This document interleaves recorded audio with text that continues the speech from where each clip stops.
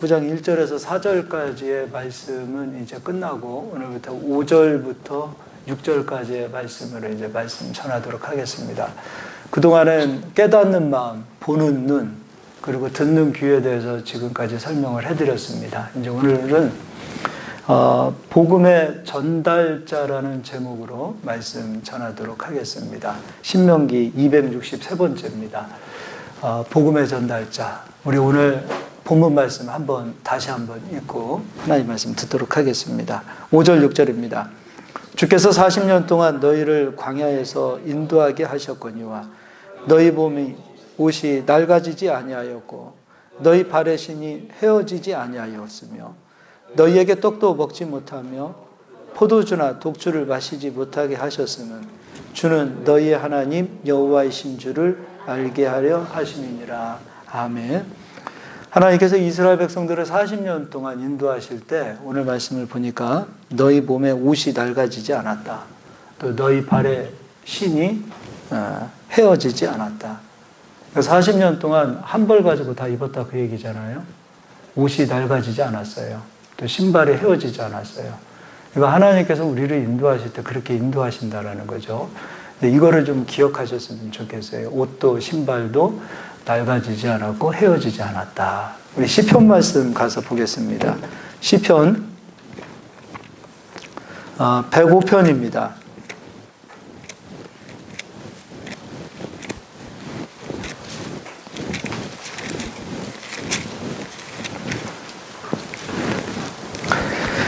시편 105편은 하나님께서 이스라엘 백성들을 출애굽할 때 그때의 상황을 회상하고 그때의 상황을 기록한 말씀입니다. 36절 같이 읽겠습니다. 또 여호와께서 그들의 기력의 시작인 그 땅의 모든 장자를 치셨도다. 6월절 때 장자를 쳤어요. 그리고 37절 마침내 그들을 인도하여 은금을 가지고 나오게 하시니 그의 지파 중에 비틀거리는 자가 하나도 없었더라. 그럼 출애굽할 때 6월절 저주가 넘어가게 되어질 때 이스라엘 백성들은 6월절을 지키면서 아팠던 사람들 다 건강하게 된 거죠. 아팠던 사람들 다 치료된 겁니다. 비틀거렸던 자들, 그들까지도 온전하게 걸을 수 있는 새 힘과 새 능력을 입고 출애굽을 하게 된 겁니다. 다시 한번 읽어보도록 할게요. 마침내 그들을 인도하여 은금을 가지고 나오게 하시니 그의 지파 중에 비틀거리는 자가 하나도 없었도다. 그러니까 이전에 지팡이를 집었던 사람들은 지팡이가 필요 없을 정도로 온전하게 허리가 다리가 곧게 되어지고 새 힘을 얻어서 걸을 수 있게 되어 출애굽했다라고 되어져 있습니다. 네, 이게 하나님의 역사예요. 또 38절입니다. 그들이 떠날 때 애굽이 기뻐하였으니 그들을 두려워함이로다. 오히려 애굽 사람들이 이스라엘 백성들을 두려워했다라고 보고 있습니다. 또 그래도 좀 계속 읽어보겠습니다. 여호와께서 낮에는 구름을 펴사 덮개를 삼으시고 밤에는 불로 밝히셨으며 그들이 구한즉 메추라기를 가져오시고 또 하늘의 양식으로 그들을 만족하게 하셨도다. 그러니까 하늘의 양식으로 그들을 조금 줬다는 거예요. 만족하게 주셨다는 거예요. 만족하게 주셨답니다. 또 41절 반석을 여신즉 물이 흘러나와 마른 땅에 강같이 흘렀으니 반석에서 물이 터져서 강줄기처럼 많은 물들이 그 광야의 땅에서 물이 터져 나왔다라는 겁니다. 또 42절입니다. 이는 그의 거룩한 말씀과 그의 종 아브라함을 기억하셨음이로다. 그리고 43절 그의 백성이 즐겁게 나오게 하시며 그의 택한 자는 노래하며 나오게 하시고.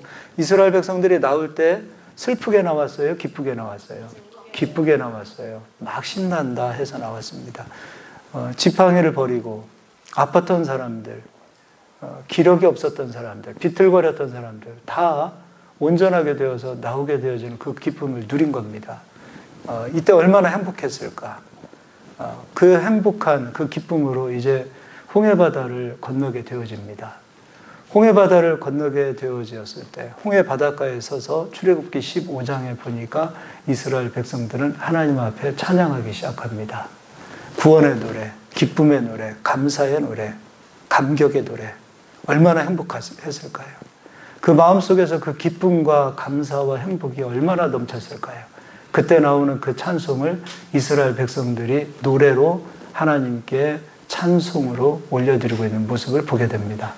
그런데 출애굽이 끝나고 난 이후, 홍해바다를 건너고 난 이후 얼마 지나지 않아서 그 기뻤던 마음들이 변하기 시작합니다.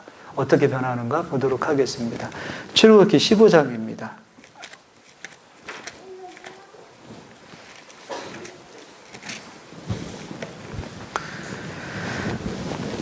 출애굽기 15장 1절에서 21절까지는 홍해바다를 건너고 난 이후에 하나님 앞에 찬송을 올려드리는 이스라엘 백성들의 노래를 담은 내용입니다. 그런데 22절, 그 찬송이 끝나자마자 그들의 입에서, 그들의 마음에서는 기쁨과 감사가 아닌 원망과 불평이 나오기 시작합니다.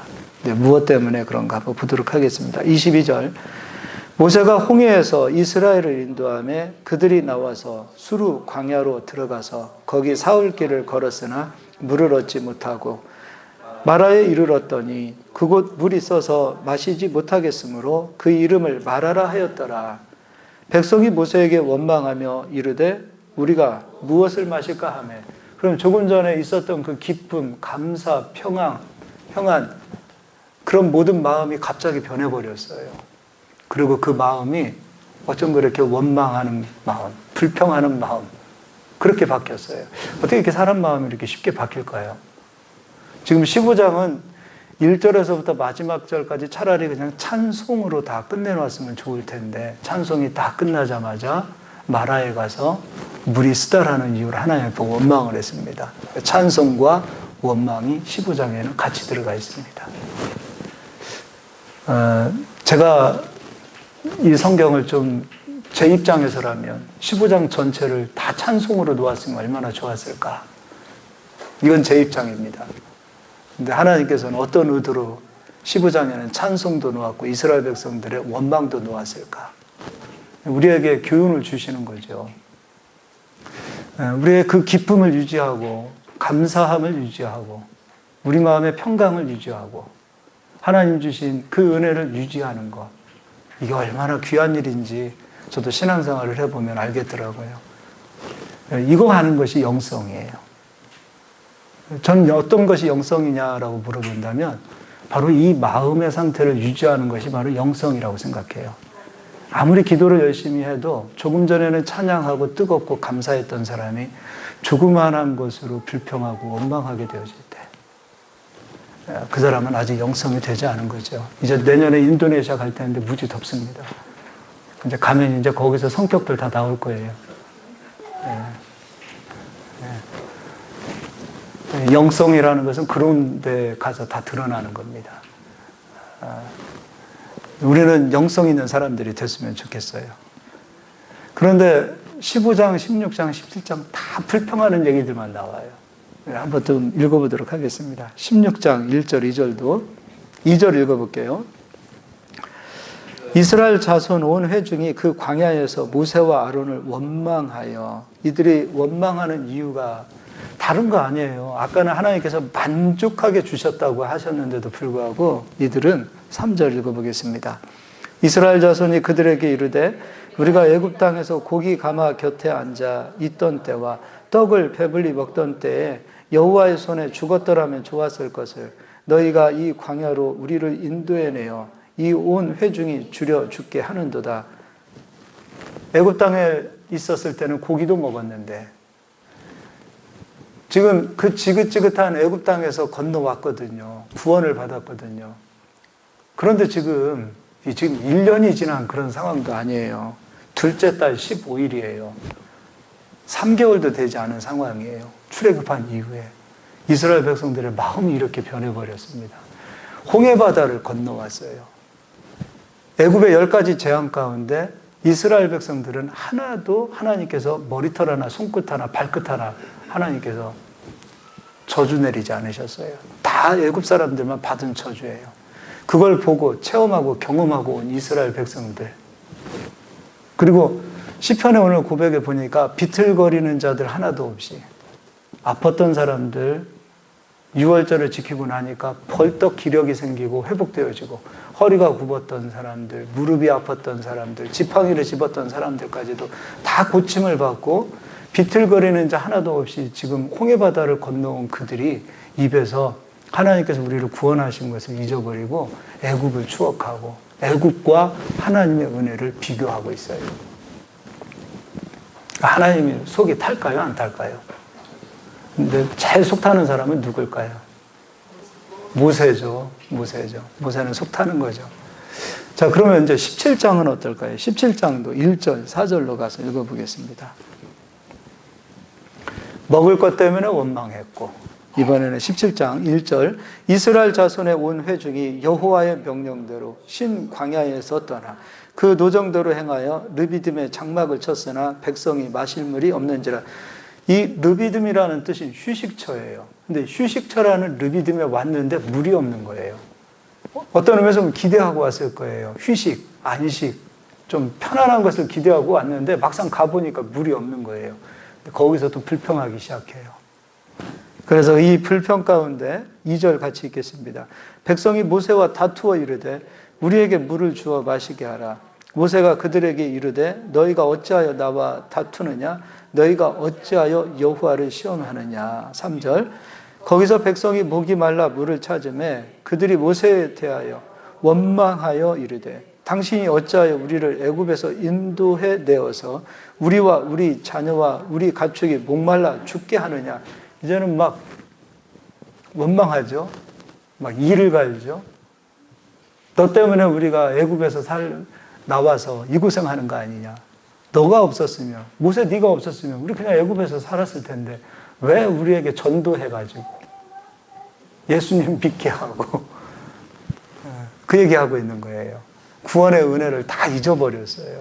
감사하는 마음 다 잃어버렸어요.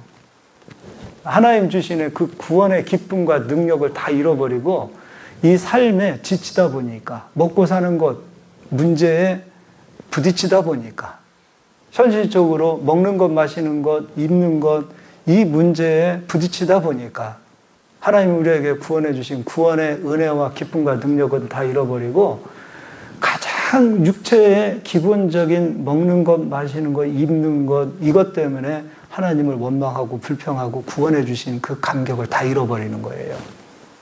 이게 이스라엘 백성 이야기일까요?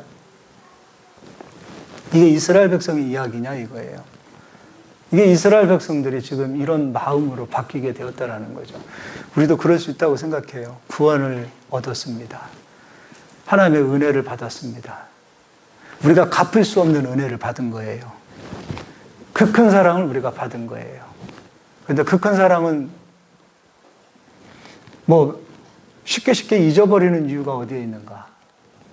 현실에 부딪히는 문제 앞에서 우리가 감사하지 못하고 원망하고 불평하는 그런 마음을 우리 안에 채우게 되어지면 그 원망과 불평으로 인해서 구원의 감사와 감격과 구원의 능력은 어느 시간 지나면 잊어버리게 되는 거예요. 우리는 여러분 구원의 감사와 능력과 구원의 그 은혜를 잊어버리지 않길 바라요. 꼭 붙드시길 바라요. 여러분 안에 더 충만하게 되기를 소망합니다. 자, 그러면 이제 만나 얘기를 좀 해드릴 거예요. 만나 얘기. 민수기 11장을 가서 보도록 하겠습니다. 여기서도 마찬가지로 이스라엘 백성들이 또 원망합니다. 원망하는데 그 만나에 대한 이야기를 좀 해보도록 하겠습니다. 민수기 11장 4절. 그들 중에 섞여 사는 다른 인종들이 탐욕을 품음에 이스라엘 자손도 다시 울며 이르되 누가 우리에게 고기를 주어 먹게 하랴. 고기를 주어 먹게 하랴. 또 5절입니다.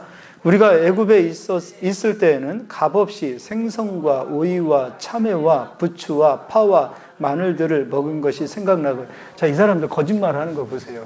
이 사람들 애굽에서 값없이 먹었어요? 출애굽하기 이전에 이들의 형편은 어떤 형편이었어요? 자유자였습니까? 종이었습니까? 종이었어요. 근데 값없이 지금 자기들이 원하는 대로 무엇인가를 먹었다라고 얘기하고 있어요. 근데 진짜 값없이 먹는 것은 하나님이 하늘 양식을 내려주시는 것인데 그건 잊어버리고 있어요. 그리고 고기가 없다, 고기를 달라 이렇게 또 원망하는데요. 이들이 고기를 달라는 이유가 그겁니다. 6절입니다. 이제는 우리의 기력이 다하여. 여기서는 기력이 다하여. 지금 성경 바뀌기 이전의 성경은 기력이었어요? 정력이었어요? 정력이 다하여. 기력이 다하여. 힘이 다하여. 그리고 말하는 것은 하늘에서 내리는 하늘 양식까지도 불평해 버립니다. 그들이 어떻게 말하는가? 우리의 기력이 다했다. 그리고 우리가 먹을 것은 만나밖에 없다. 하나님께서 주시는 그 양식을 먹으면서도 불구하고 그 양식 가지고 불평해요. 우리가 먹는 게 이거밖에 없어 하고 불평하더라는 거죠. 한번 6절 다 같이 읽어보겠습니다. 다시. 이제는 우리의 기력이 다하여 이 만나 외에는 보이는 것이 아무것도 없도다 하니. 이 사람들이 오늘 제가 하고자 하는 얘기가 그거예요. 아까 옷이 낡아졌어요? 낡아지지 않았어요? 신발이 헤어졌어요? 헤어지지 않았어요? 이 사람들이 하나님의 은혜 속에 들어갈 때 만나를 먹음으로 그 만나로 인하여 기력이 쇠하여질까요? 요즘 우리가 이제 비타민, 철분, 칼슘, 수많은 영양제를 먹어요. 만나 안에는 모든 우리에게 필요한 모든 영양소가 다 들어가 있어요. 믿으시죠? 네. 이게 하나님의 은혜예요. 기력도 쇠하지 아니하도록 하나님께서 만나를 주셨어요. 신발도 헤어지지 않았어요. 옷도 낡아지지 않았어요. 기력도 쇠하지 아니하도록 하나님께서 이 만나 안에 우리에게 필요한 모든 공급처를 이 만나 속에 사람 몸에 꼭 필요한 모든 것을 만나 속에 다 주신 거예요. 그래서 영양제 먹을 필요가 따로 없어요. 그래서 그 뒤에 오늘 우리가 본문 말씀에 신발도 옷도 낡아지거나 헤어지지 않았다. 그리고 하나님께서 이스라엘 백성들을 포도주로 떡으로 먹이지 않았다. 포도주와 떡은 농사 짓고 난 이후에 이스라엘 백성들이 양식으로 떡도 만들고 포도주도 만드는 거예요. 광야에서는 농사 짓는 것을 먹는 것이 아니었어요. 하나님께서 주시는 만나 외에는 먹을 것이 사실 없었어요. 그러면 하나님 입장에서는 이스라엘 백성들에게 필요한 모든 영양, 이스라엘 백성들에게 필요한 모든 것, 부족함 없이 주시는 분이 하나님이신데 그 만나에 비타민은 빼고 칼슘은 빼고 그냥 밀가루같이 그거 하나만 주셨을까요? 이스라엘 백성들 그럼 기력이 쇠해지죠. 근데 이미 그 마음속에 원망과 불평이 채워지니까 다 불평하는 거예요. 다 불평하는 거예요. 이미 원망과 불평으로 채워진 상태에서 무엇이 그들에게 주어진다 하더라도 그들은 그걸 감사하지 않았을 거예요. 다 불평했을 거예요. 원망했을 거예요. 그리고 허물을 잡는 거예요. 트집을 잡는 거예요. 하나님이 주신 그 완전한 것까지 트집을 잡는 거예요. 하나님 주신 것까지도. 그래서 만나라는 뜻이 이게 뭐지? 그 뜻이 만나의 뜻이에요. 이게 뭐야? 이게 만나라는 뜻이에요. 이스라엘 백성들이 이 만나를 가지고서 하나님을 원망하는 거예요. 불평하는 거예요. 아니 어떤 면에서 보면 원망과 불평이 마음에 채워져 있으니까 만나까지도 트집을 잡기 시작하는 거예요. 그러면서 이 만나를 이스라엘 백성들이 어떻게 요리하는가를 한번 보도록 하겠습니다. 8절 같이 읽겠습니다. 백성들이 두루 다니며 그것을 거두어 맷돌에 갈기도 하며 절구에 찢기도 하고 가마에 삶기도 하여 과자를 만들었으니 그 맛이 기름 섞은 과자 맛 같았더라. 자, 만나를 가지고서 요리하기 시작해요. 맷돌을 가지고서 만나를 갈아요. 절구에 만나를 찧어요. 그리고 이것을 가지고서 요리하기 시작하는 거예요. 그 요리해서 만들어 놓은 것이 어떤 맛이냐면 기름 섞은 무엇이요? 과자 같은 맛이 됐어요. 본래 만나의 맛이 사라져 버렸어요.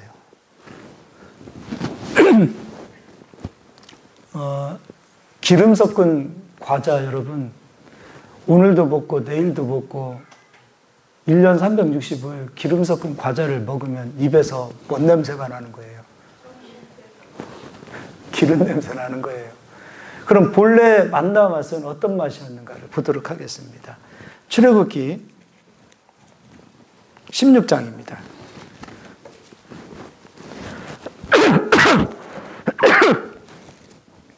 출애굽기 16장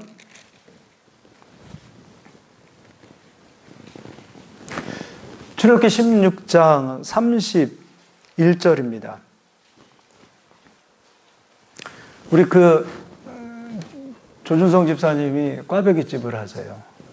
근데 이 만나 같은 이걸 한번 레시피로 만들어서 좀 이렇게 하면 어떨까 싶은 생각이 들어요.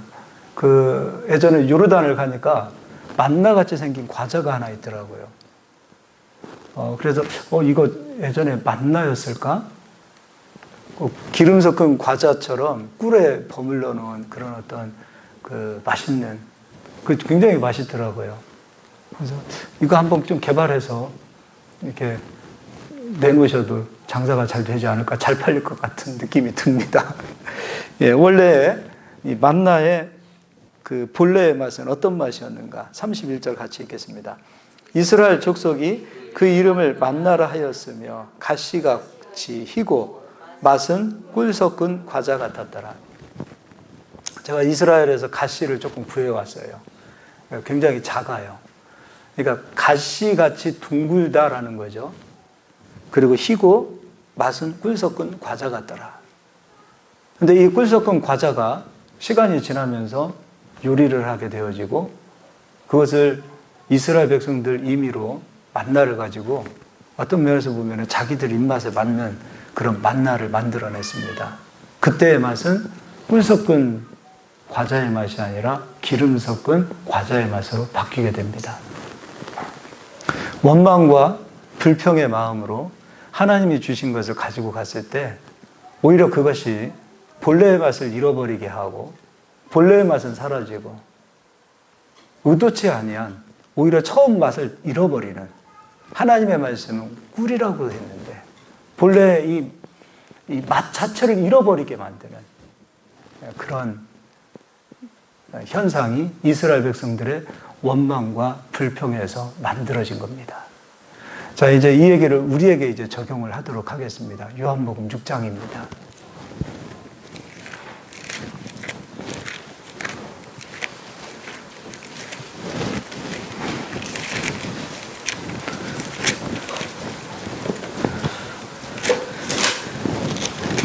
요한복음 6장 48절입니다. 우리 48절 한 목소리로 같이 읽겠습니다. 내가 곧 생명의 떡이니라. 예수께서 생명의 떡이라 합니다.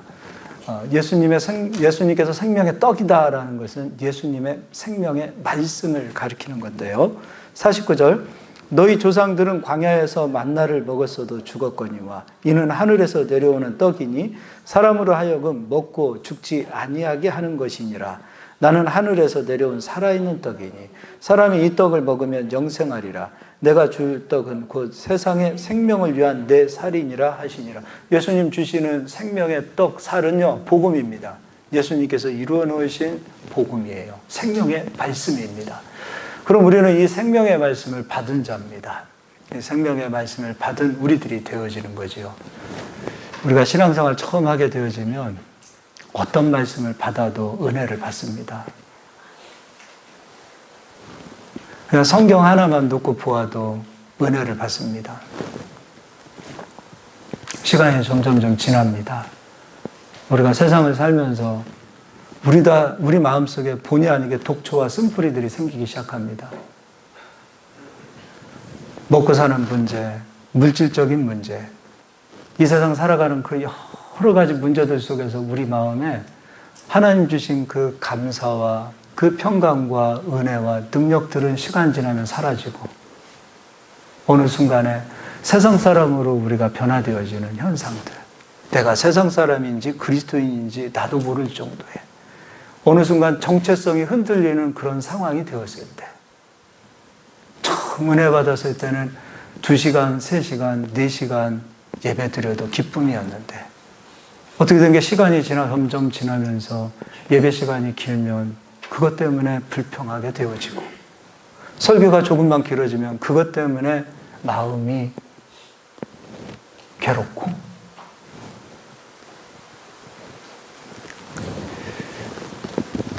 하나님께서 오늘도 우리가 예배를 드리지만 정확하게 1시간 안에 예배 끝내야 된다, 이런 말씀은 없어요.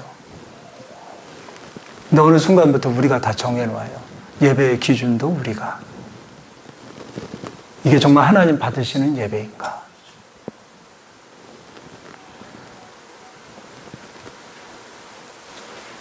학자들은 그런 얘기를 하더라고요.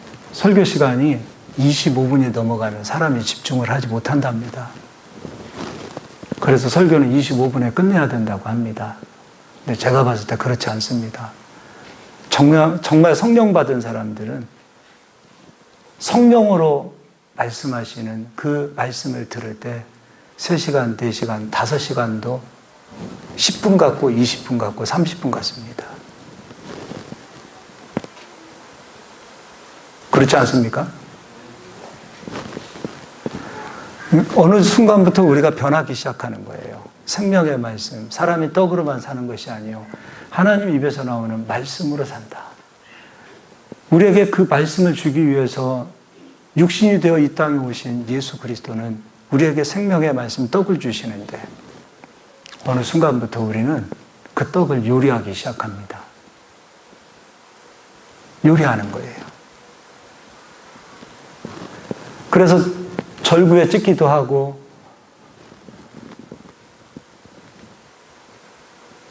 가마에 삶기도 하고, 불에 굽기도 하고, 성도님들 구미에 맞는, 우리 구미에 맞는, 서로가 좋은 게 좋은 거지라고 해서 요리를 내놓습니다. 본래 처음에 복음이 그렇게 해서 변질됩니다. 처음 순수했던 복음들이 그렇게 해서 사라집니다. 하나님께서는 순수한 생명의 복음이 지금도 이 땅에 흘러가길 원하십니다. 복음이요, 기름 섞은 과자처럼 이제 본래의 맛을 잃어버리고 본래의 맛으로 돌아오지 못하면 하나님께서는 뒤집어 엎으십니다. 그게 바로 개혁입니다. 너희들은 안 되겠다. 내가 새로운 곳에 가서 하나님의 말씀을 순수하게 주리라. 몇 년 전만 해도 중국에는요, 거창한 선교사님들이, 거창한 목사님들이 가서 말씀 전한 것도 아니고 일반 집사님들만 가서 말씀을 전해도 막 안진뱅이 일어나고 봉사들이 눈을 뜨고, 일반 성도님들이 가서, 성도님들이 언제 설교해봤겠어요. 그런데 당신들은 그래도 한국에서 우리보다 조금 더 그래도 공부 많이 했을 거 아닙니까? 우리보다 설교 좀, 성경 말씀 많이 알고 있을 거 아닙니까?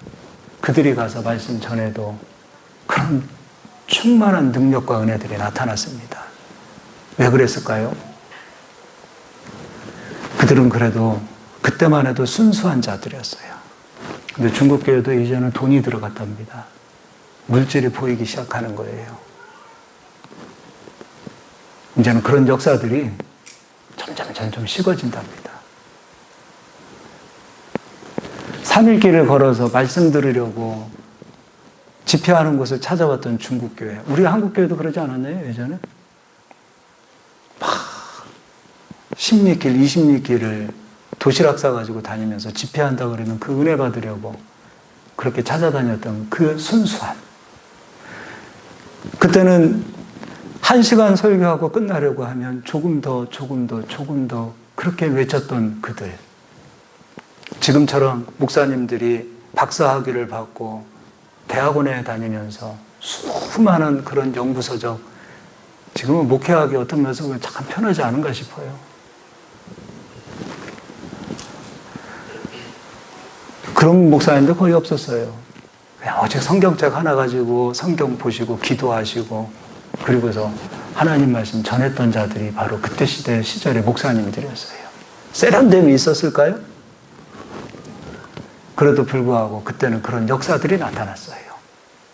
근데 지금은 우리가 그런 역사를 찾아보기가 어려워요. 예배 시간 조금만 늦어지면 얼굴 찌푸리고 분노하고 가시는 성도님들 의외로 많습니다.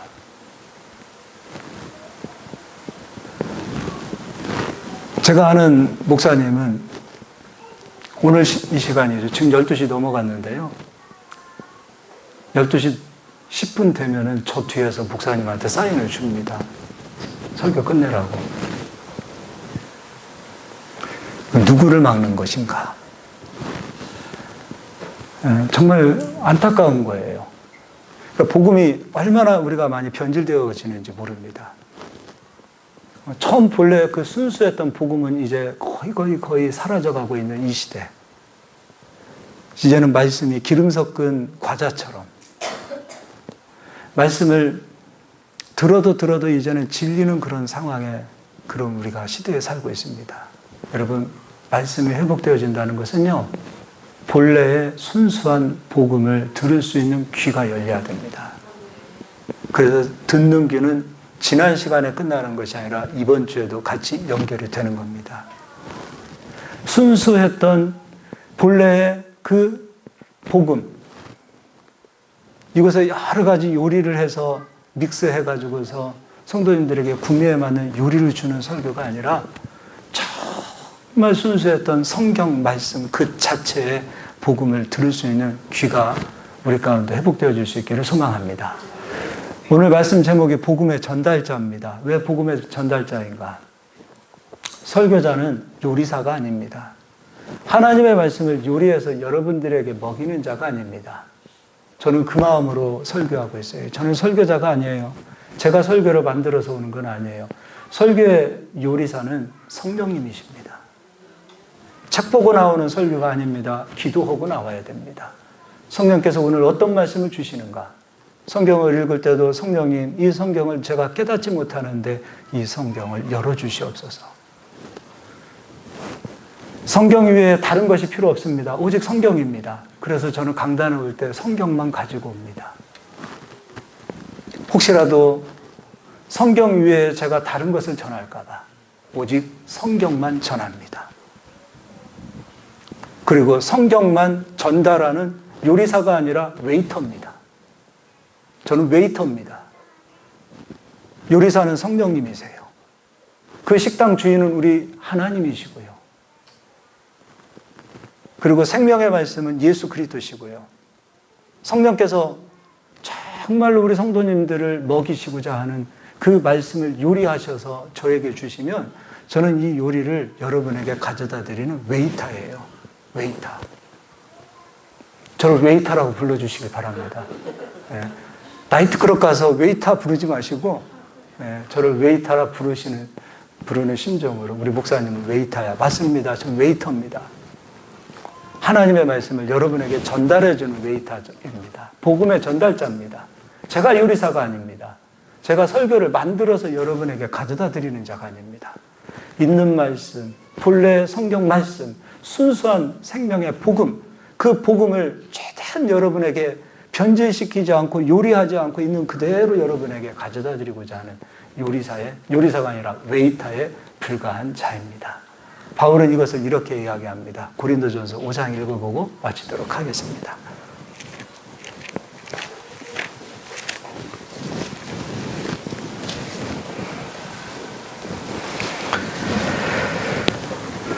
고린도전서 5장 7절로 8절까지 우리 한 목소리로 읽겠습니다. 너희는 누룩 없는 자인데 새 덩어리가 되기 위하여 묵은 누룩을 내버리라. 우리의 유월절 양 곧 그리스도께서 희생되셨느니라. 이러므로 우리가 명절을 지키되 묵은 누룩으로도 말고 악하고 악의에 찬 누룩으로도 말고 누룩이 없이 오직 순전함과 진실함의 떡으로 하자. 할렐루야. 순전함과 진실함의 떡. 우리 마음에 주님 주신 그 구원의 감격과 기쁨과 감사를 잃어버리지 않기를 바랍니다. 여러분, 돈 때문에 감사를 잃어버리지 않기를 바라요. 조금 살면서 힘들다고 감사를 잃어버리지 않기를 바랍니다. 여러분 마음에 감사가 아니라 원망과 불평으로 찾아오기 시작하면 그때부터는 순전한 복음의 말씀을 듣기보다는 요리해서 들려지는 말씀을 듣고 싶어 합니다. 그러나 시간 지나면 질립니다. 감사를 잃어버리지 않고 감사함으로 순전함과 진실함의 떡을 사모하실 수 있는 저희 모두가 되길 바랍니다. 할렐루야. 이 시간에 우리 함께 기도하겠습니다. 우리 가은 자매님 반주 부탁하겠습니다. 우리 함께